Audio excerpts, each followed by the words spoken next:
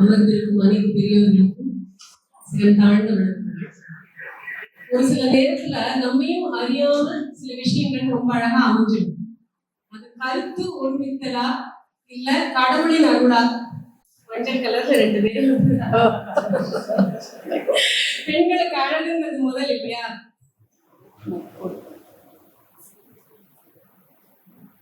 பெண்ணே பெண்ணுக்கு உதவி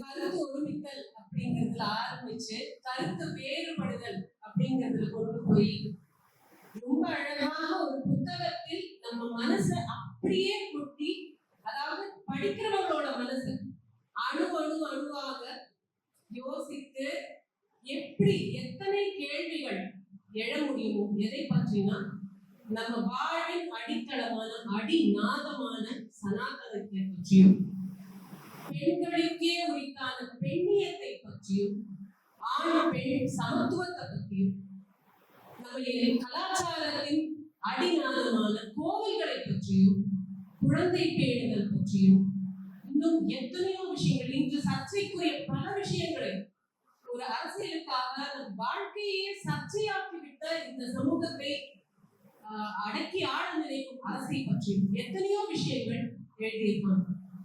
இத்தனை அழகாக எழுதிய வேதம் புதுமை செய் என்ற பாரதியின் புத்தகத்தை, பாரதிய வார்த்தைகளை நிஜமாக்கி கொண்டிருக்கும் அம்மா கோதை ஜோதி லட்சுமி அவர்களுக்கு சிரம் தாழ்ந்த வணக்கங்கள், வரவேற்பு. இந்த புத்தகம் எழுதும் போது இவங்க என்ன நினைச்சாங்களோ தெரியல. இந்த புத்தகம் புத்தகமா எழுதுறது பல கட்டுரைகளா எழுதியிருக்காங்க, அது பதிவாகி இருக்கு. அந்த கட்டுரைகளை எல்லாம் கோர்த்து ஒரு புத்தகமா போட்டிருக்காங்க. ஒரு புத்தகம் போடுற கட்டுரைகளை வச்சு அப்படின்னா ஒன்னோட ஒண்ணு சம்பந்தம் இல்லாம போகிறதுக்கு பல வாய்ப்புகள் உண்டு. ஆனா முத்து மாலை மாதிரி, சீத்தை கையில இருந்த அழகான முத்து மாலை மாதிரி இதை கொண்டிருக்காங்க. இதை பிச்சு பார்த்த ஹனுமானுக்கும் ஒரு முத்துக்கும் ஒரு அழகு இருக்குன்னு தெரியும். ஆனா அவர் ஏன் பிச்சார் அப்படின்னா, இதுல ராமர் பேர் இருக்கா, இதுல ராமர் பேர் இருக்கான்னு பார்த்தேன். அது போல இதுல எனக்கு தேவையானது இருக்கா, எனக்கு தேவையானது இருக்கான்னு ஒவ்வொருத்தரும் பார்க்க முடியும். அத்தனை அழகா இருக்கு. அம்மா, நீங்க புத்தகத்தை இந்த கட்டுரைகளை எழுதும் போது உங்க மனநிலை எல்லாருக்கும் கேக்குதா?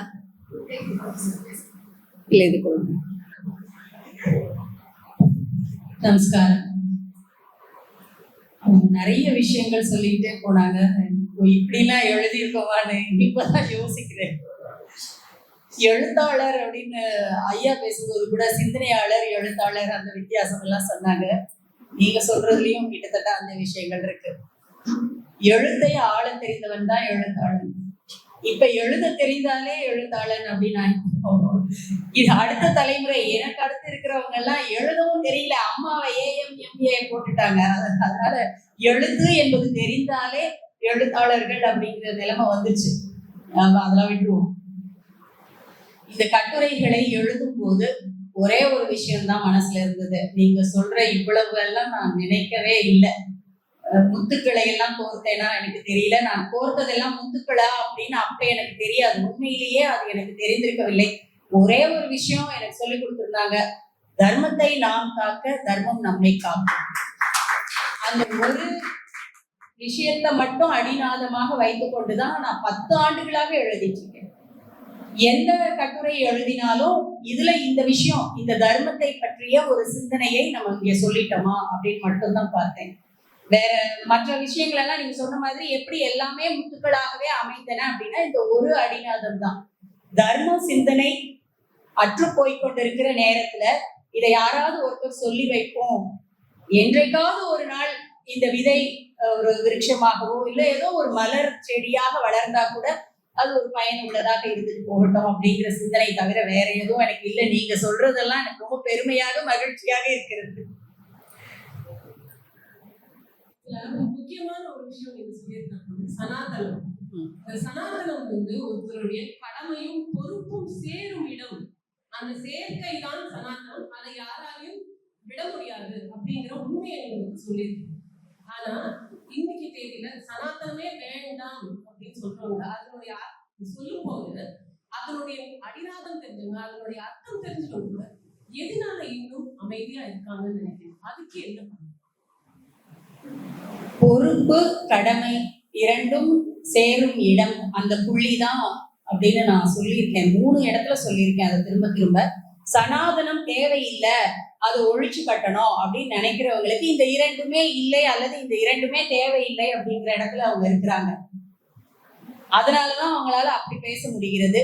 இந்த இரண்டுமே அவசியம்னு ஒவ்வொரு மனுஷனுக்குள்ளேயும் இருக்கு இல்லையா? இப்போ எனக்கு ஒரு குடும்பம் இருந்தா அதை காப்பாற்ற வேண்டிய பொறுப்பும் கடமையும் எனக்கு இருக்குதானே? என்னுடைய குழந்தைகளை நல்லபடியாக வளர்த்தெடுக்க வேண்டிய பொறுப்பும் கடமையும் எனக்கு இருக்குன்னு நினைக்கிற ஒவ்வொரு மனிதருக்கும் சனாதனம் அவசியமானதாகத்தான் இருக்கு. அதனால சனாதனத்தை அதனுடைய அவசியத்தை யாரும் நீர்த்து போக செய்ய முடியாது அப்படிங்கிறத திரும்ப திரும்ப சொல்லிக்கொண்டே இருக்கலாம். ஏன்னா இப்போ யாரெல்லாம் வேண்டாம் என்கிறார்களோ அவர்களெல்லாம் பொறுப்பும் கடமையும் அற்றவர்களாக இருக்கிறார்கள், சுயநலத்தை மட்டுமே யோசித்துக் கொண்டிருக்கிறார்கள்ங்கிற கருத்தை சொல்லணுங்கிறதுக்காக தான் அதை திரும்ப திரும்ப சொல்லிக்கிட்டே வரும்.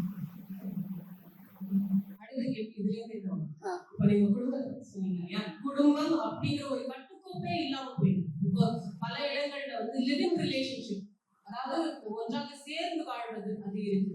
அது தவிர பல பேருடன் உறவு, இதெல்லாம் தவறான விஷயங்கள்னு தெரிஞ்சும் கூட நம்ம இப்போ இருக்கிற சொசைட்டில இது நடந்துதான் வருது. இதையும் தாண்டி சனாதனத்தை இந்த தர்மத்தை எப்படி இவங்களுக்கு கொண்டு போய் சேர்க்கிறது? அது குடும்பம் அப்படிங்கிற அந்த கட்டுக்கோப்பை சிதைத்து விட்டால் ஒண்ணுமே இல்லை அப்படிங்கறத சொல்லியிருக்கீங்க. ஆனா அது சிதைந்து கொண்டிருக்கிற இந்த நிலைமையில வேற என்னென்ன இதுல நம்மளுக்கு வந்து அபாயங்கள் இருக்கு அப்படின்னு பாருங்க. வரும்போது நானும் பாஸ்கரா தான் பேசிக்கிட்டே வந்தோம். பொன் குழந்தைங்களுக்கு நம்ம பாதுகாப்பை பற்றி சொல்லிக் கொடுக்குறோம், தற்காத்து கொள்வதற்கான விஷயங்களை நம்ம சொல்லிக் கொடுக்குறோம். ஆனா அன்பார்ச்சுனேட்லி குழந்தையா இருக்கும்போது அல்லது வளரிளம் பிள்ளைகளாக இருக்கும்போது அவங்களுக்கு அது புரியறது இல்லை. அதுக்காக எப்பவுமே புரியாம போயிடுமா? அப்படியும் இல்லை. லிவ் இன் ரிலேஷன்ஷிப் அப்படிங்கிறத வந்து நம்ம பெருசா பேச வேண்டிய அவசியம் இல்லைன்னு தான் நான் நினைக்கிறேன். ஏன்னா இப்பவும் 99.9% பேர் நல்ல குடும்பத்தோடு தான் வாழ்கிறார்கள். அங்கேயோ எக்ஸப்ஷன்ஸா இருக்காங்கல்ல, விதிவிலக்குகள் எல்லாம் எதுவும் உதாரணங்களாக ஆக முடியாது. எப்பவுமே விதிவிலக்குகள் தான். அது விதிவிலக்குகள் இருந்துட்டே தான் இருக்கும். எந்த சமூகமாக இருந்தாலும் எந்த காலமாக இருந்தாலுமே விதிவிலக்குகள் இல்லாம இருக்குமா? இப்ப தர்மசாஸ்திரம் எழுதி இருக்கும் போதே அது எல்லாத்துக்கும் ஒரு விதிவிலக்கு சொல்லிதானே இருக்கு. அப்போ விதிவிலக்குகள் இருக்கும். விதிவிலக்குகளை பற்றி நீங்க ரொம்ப கவலைப்பட்டு அதை கொண்டு வந்து ப்ரொஜெக்ட் பண்ணி காட்ட வேண்டாம். எத்தம்பி. ஆனா நம்ம குழந்தைகளுக்கு நம்ம இப்படிதான் இருக்கணும் அப்படிங்கிறத நாம வாழ்ந்து காட்டும் போது அது தன்னாலேயே போய் சேரும். அந்த லிவிங் பத்தி கவலைப்பட வேண்டிய அவசியம் ஒன்றும் பெருசா இருக்கல. பயப்படுற அளவுக்கு அது வராது. வர வேண்டிய காலம் இருக்கா அப்படின்ற பயம்தான் உங்களுக்கு, அந்த கேள்விதானே உங்களுக்கு வந்துட்டு இருக்கு. லிவிங் அப்படிங்கிறது எல்லா காலத்திலயும் இருக்கு. அதை நம்ம ப்ரொஜெக்ட் பண்ணி லைட் போட்டு காட்டுறோம். இப்ப நம்ம லைட் போடாம விட்டுட்டோம்னா அப்படி ஒண்ணு இருக்குன்னே யாருக்கும் தெரியாது அடுத்த தலைமுறைக்கு. அதனால நீங்க அதெல்லாம் பெருசா பேசாம தவிர்த்துருங்க போதும். ஒரு சில விஷயங்களை தவிர்க்க முடியாது. இப்போ வந்து பெண்ணியம் அதனுடைய மேன்மையை பத்தி ரொம்ப அழகா சொல்லியிருக்கீங்க. பெண்ணியம் அப்படிங்கிறது வந்து ஆதி காலத்திலிருந்து நம்ம சனாதன தர்மத்தையும் மனுஸ்மிருதியையும் ரொம்ப அழகா கொடுத்திருக்கு, தெளிவா கொடுத்திருக்கு. ஒரு ஆண் தவறு செய்தால் என்னென்ன தண்டனைகளோ பெண்ணுக்கும் அவள் தவறு செய்தால் அந்தந்த தண்டனைகள் உண்டுன்னு மனுஸ்மிருதி சொல்லுதா நீங்க சொல்லியிருக்கீங்க. ஸ்ருதி என்ன ஸ்மிருதி என்ன ரெண்டுத்தையும் பிரிச்சு காட்டியிருக்கீங்க. ஸ்ருதி என்பது மாற்றமே அடையாத சில வகுப்புகள், அதாவது இப்படிதான் இருக்கணும் அப்படிங்கிற ஒரு லா மாதிரி. அதுல ஸ்மிருதி 200 வருஷங்களுக்கு ஒரு தடவை மாறுதல் அடையும் அப்படிங்கிறது ஒருத்தர் சொன்னது வந்து மேக்ஸ்மில்லர் சொன்னதெல்லாம் வந்து நீங்க எதிர்த்து இந்த புக்ல போட்டிருக்கீங்க. இது இப்பதான் எனக்கு தெரிய வருது, உண்மையை சொல்லிடலாம். ஆனாலுமே எப்பப்பெல்லாம் ஒரு கலாச்சார மாறுபாடு ஏற்படுது அப்படின்னு பார்த்தோம்னா வெளியில இருந்து ஏதோ ஒரு சக்தி வந்து அது ஒரு தாக்கம் வருது. அப்பதான் அந்த கலாச்சார மாறுபாடு வருது. இப்போ நான் கேட்க வந்த கேள்வி என்ன அப்படின்னா, இப்போ தெளிவாக ஒரு பெண் இப்படிதான் வந்து இருக்கணும், ஒரு ஆண் இப்படிதான் இருக்கணும் அப்படின்னு இருக்கும்போது அது எதுக்கு மாறுபட்டுட்டாங்க. இப்போ பல இடங்கள்ல அதை பார்க்க முடியாது. அப்படி ஆகும்போது அந்தந்த சொசைட்டி மேல அது பெரிய தாக்கத்தை உண்டு பண்ணும். இப்ப இருக்கிற பெண்கள் பார்த்தோம் அப்படின்னா, சரி இவங்க பண்றதுதான் சரி, இவங்க தான் கரெக்ட், ஏன்னா இது கம்ஃபர்டபுளா இருக்கு, ரொம்ப ஈஸியா இருக்கு, மாறி போயிடுறாங்க. அப்படி மாறும் பொழுது அவர்களை நம்மளுக்கு திருப்பி கொண்டு வர்றதுக்கு நமக்கு சக்தி இல்லை. இதை எப்படி இருக்கு இப்ப சொல்றீங்க இல்லையா, இதுல வந்து நம்ம பேசாம விட்டுட்டோம் அப்படின்னா தானா அடையும். அந்த மாதிரி நிலைமையில நம்ம இருக்கோமா? ஏன்னா ரொம்ப அதிகமா தான் படிக்குமே, அடுத்த படின்னு போயிட்டே இருக்க மாதிரி தோணுது. ஏன்னா சனாதனத்தை எப்ப அவங்க அடிப்பேன்னு சொன்னாங்களோ அப்பவே தெரிஞ்சு போச்சு, சரி வேகமா இன்னொரு அடி எடுத்து வைக்கிறாங்க அப்படின்னு. நம்ம எதிர் சக்தியை மிஞ்சி நம்ம என்ன பண்ணணும்? எதுவுமே நீங்க சொன்ன மாதிரி ஈஸியா இருக்கு, அதனால நான் அதை ஃபாலோ பண்றேன் அப்படின்னு போறாங்கன்னு நீங்க நம்புறீங்க. நான் அப்படி நம்பல.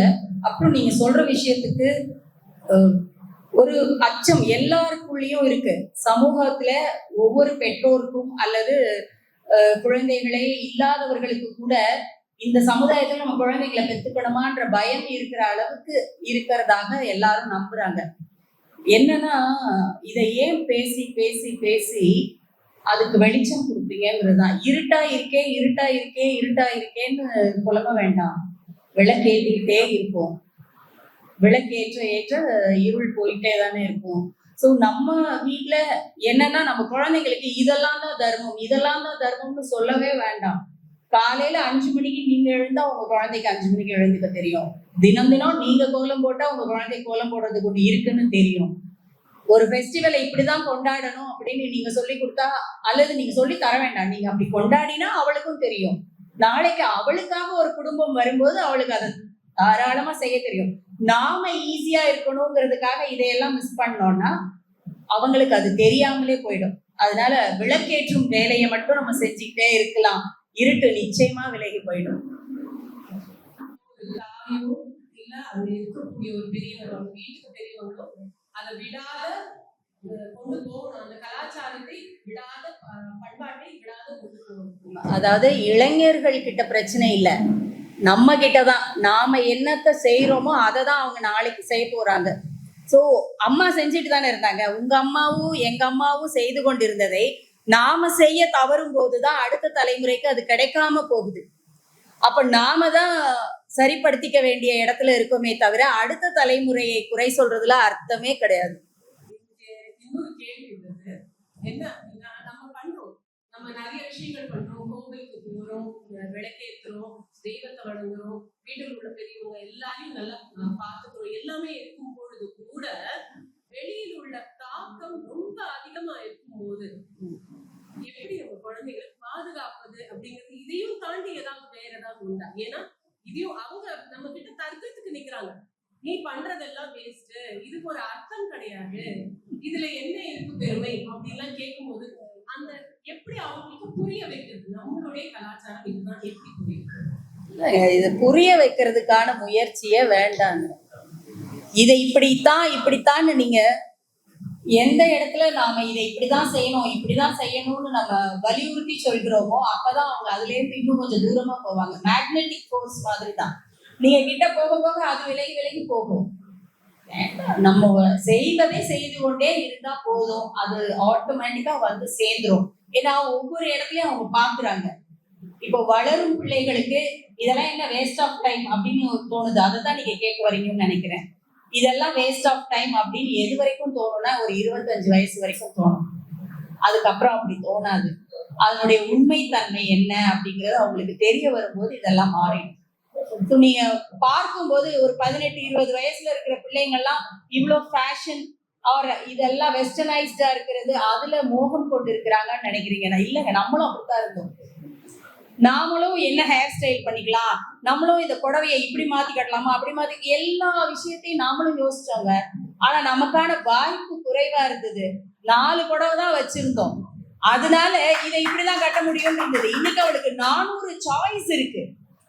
அதனால நம்ம நினைக்கிறோம் இதெல்லாம் நம்ம பார்க்காததையெல்லாம் அவர்கள் செய்கிறார்கள், நம்ம கிட்ட தெரியாதது நமக்கு வராததை அவர்கள் முயற்சி செய்கிறார்கள்ங்கிறதுனாலயே அவங்க தப்பா போயிடுவாங்கன்னு அர்த்தம் இல்லை.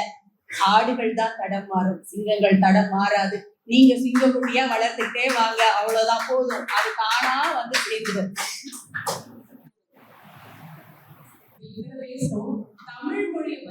அழகா சொல்லியிருக்காங்க. சமஸ்கிருதம் தமிழ் இது ரெண்டுத்தையும் ஒப்பிட்டும் பேசியிருக்கோம். தமிழ் எவ்வளவு தொன்மையானது அப்படிங்கிறது சொல்லியிருக்கோம். ஆனாலுமே இந்த சமஸ்கிருதம் வேண்டாம் அப்படின்னு சொல்றது தமிழர்கள் தங்களை எப்படி அடையாளம் காட்டிக்கிறாங்க அப்படிங்கிற ஒரு கேள்வியை நீங்களே அங்கே எழுப்புறீங்க. திராவிடம், ஆரியம் இதுவும் நீங்க அந்த இடத்துலயே டிஸ்கஸ் பண்றீங்க. நிஜமாவே இந்த திராவிடம் என்றால் என்ன? ஏன்னா திராவிட மாயை அப்படிங்கிற ஐயாவுடைய புத்தகம் படிக்கும்போது கொஞ்சம் இப்போ அதை அடுத்த அளவுல படிச்சுட்டு இருக்கேன். படிக்கும் போது வரக்கூடிய அந்த தாக்கம் இருக்கு இல்லையா, அந்த நிஜமா இதுதான் திராவிடமா, இதை போய் இந்த அளவுக்கு சண்டை போடுறாங்களே அப்படின்னு தோணுது. நீங்க கொடுத்திருக்கிறது பார்த்தா இன்னும் கொஞ்சம் வித்தியாசமா இருக்கு. அதாவது திராவிட சிசு அப்படின்னு ஆதிசங்கரர் சொல்றாரு. அப்போ அந்த இந்தியமலைகளுக்கு கீழே இருக்கக்கூடியவர்கள் திராவிட வம்சத்தவரும் மேல இருக்கவங்க வேற அப்படிங்கிறதையும் காட்டுற மாதிரி நீங்க சொல்றீங்க. ஆனா திராவிடம் அப்படிங்கிறது அந்த 56 தேசங்கள்ல ஒண்ணு அப்படிங்கிறது அவருக்கு படிக்கும் போது ஒரு தனி யோசனை வருது. இதை எப்படி எடுத்துக்கணும்? நீங்களும் அந்த 56 தேசங்களை மென்ஷன் பண்ணியிருக்கீங்க.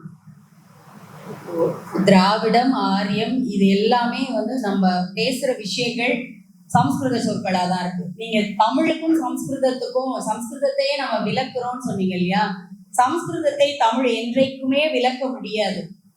ஏன்னா தமிழுக்குள்ள சம்ஸ்கிருதம் நிறைய இருக்கு, சம்ஸ்கிருதத்துக்குள்ளேயும் தமிழ் நிறைய இருக்கு.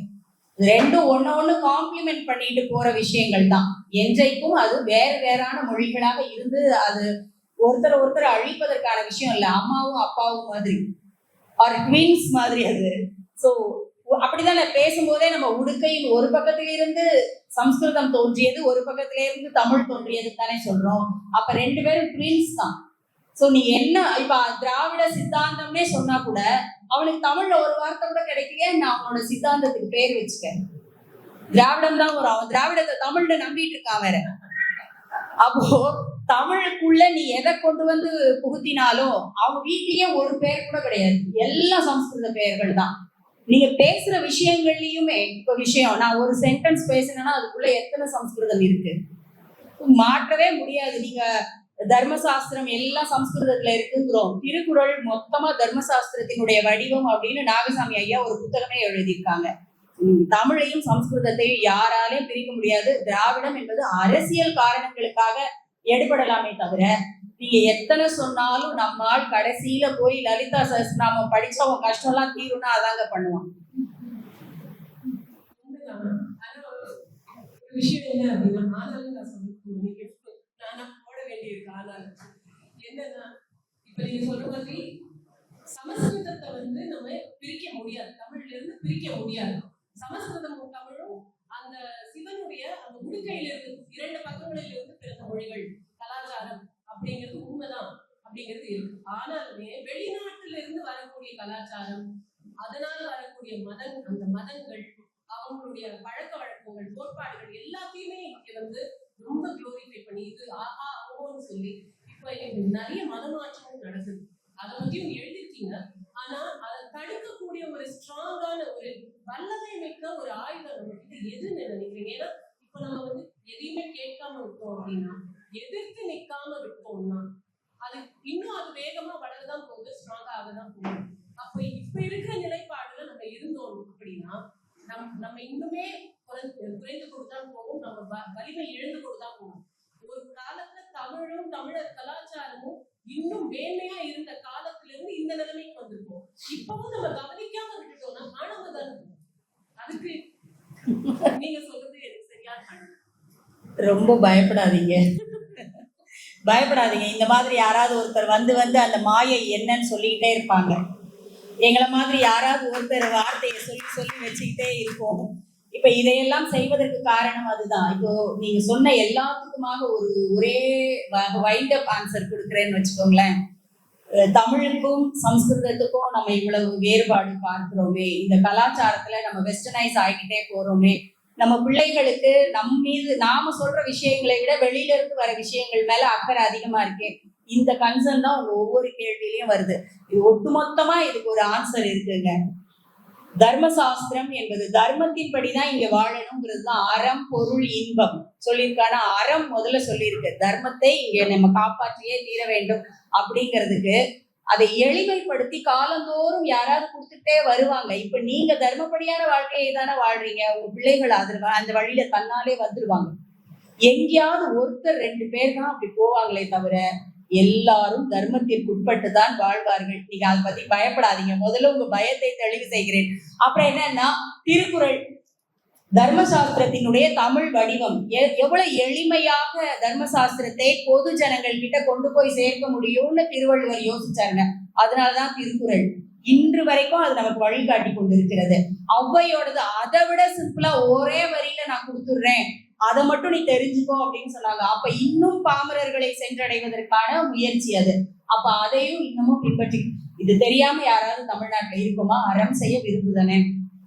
திருவண்ணாமலை போங்க, தீபம் பார்க்கிறதுக்கும் திருவண்ணாமலையின் ரகசியத்தை தெரிஞ்சுக்கிறதுக்கும் எல்லாம் யாரும் வரது இல்லைங்க. திருவண்ணாமலைக்கு வரும்போதே கையில தூக்கோட வந்து பஸ்ல இறங்குறான். ஒரு தொன்னை பாக்கெட்டு, ஒரு தூக்கு. தர்மம் செய்ய வேண்டும் என்ற சிந்தனை நம்மளுக்குள்ள இருந்துகிட்டே இருக்கு. எத்தனை படையெடுப்புகள் வரட்டும், எத்தனை கலாச்சார இதெல்லாம் கொண்டு வந்து சேர்க்கட்டும், வெஸ்டர்ன்ல இருந்து கொண்டு வந்து இறக்குறாங்க. எல்லாம் நீங்க சொன்ன மத மாற்றத்திற்காக இருக்கலாம். எல்லாத்தையும் தாண்டியும் இது நின்று கொண்டே இருக்கும். இதனாலதான் இது சனாதனம்ங்கிறத முதல்ல நம்ம எல்லாருக்கும் தெரிஞ்சுக்க வேண்டிய ஒரே விஷயம் என்னன்னா, சனாதனம் என்பதற்கு பொருள் என்றைக்குமே நிலைத்திருப்பது அப்படின்னா முதல்ல நாம நம்பணும் அது என்றைக்குமே நிலைத்து இருக்கும். அது நிலைத்து இருப்பதற்காக யாராவது ஐயா மாதிரி வந்து சொல்லிக்கிட்டே இருப்பாங்க. அந்த முயற்சியை நாம தொடர்ந்துகிட்டே இருக்கணும். அதன் ஒரு சின்ன துளியாக என்னுடைய பங்களிப்பாகவும் ஏதாவது இருக்கணுங்கிறது தான் நான் இந்த புத்தகத்தை கொண்டு வந்திருக்கிறோம். ஐயா மாதிரி ஒவ்வொரு காலத்திலையும் ஒரு நூற்றாண்டுக்கு ஒரு 10 பேர் வருவாங்க. அந்த 10 பேர் போதுமானவர்களாக இருப்பார்கள். நீங்க சொல்லலையா, வாழ்முனையில நீ மதம் மாறியா, செத்து போறியா, இல்ல என்னோட ஃபாலோ பண்ண போறியான்னு கேட்டா நான் செத்து போறேன்னு சொல்லி போனவன் இருக்கான் இல்லையா? அதனாலதானே இன்றைக்கு வாழ்ந்து கொண்டிருக்கிறது. இத சனாதனம் அப்படிங்கிறத நாம் நம்புபவர்களாக இருந்தால் முதல்ல சனாதனம் நிலைத்து நிற்கக்கூடியது, அழிவற்றது அப்படிங்கிறத நாம நம்பணும். அது அழியாது, நிற்கும். அதை நிறுத்துவதற்கு யாராவது வந்துகிட்டே இருப்பாங்க. அந்த நம்பிக்கையோட இருங்க.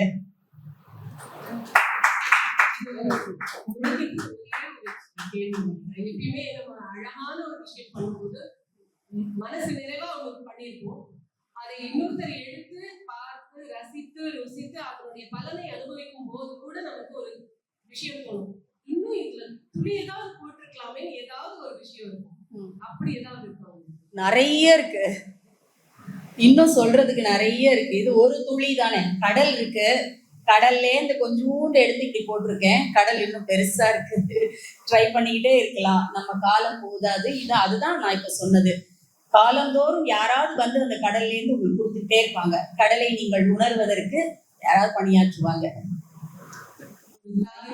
ஒரு சகோதரியாக, ஒரு வாசகியாக எனக்குள்ள இருக்கு, எனக்கு பல பேருடைய ஆண் பெண் இருப்பாளர், பல பேருடைய மனதில் இருக்கிற பல சிந்தனைகள், கேள்விகளுக்கு இங்கே விடை இருக்கு. ரொம்ப அழகான விடை இருக்கு.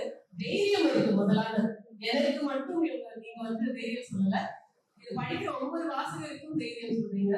உங்கள்கிட்ட வர போற இன்னும் பல முத்து மாலைகள், மணி மாலைகள், ரத்த மாலைகளுக்கு நாங்க காத்திருப்போம். தேங்க்யூ.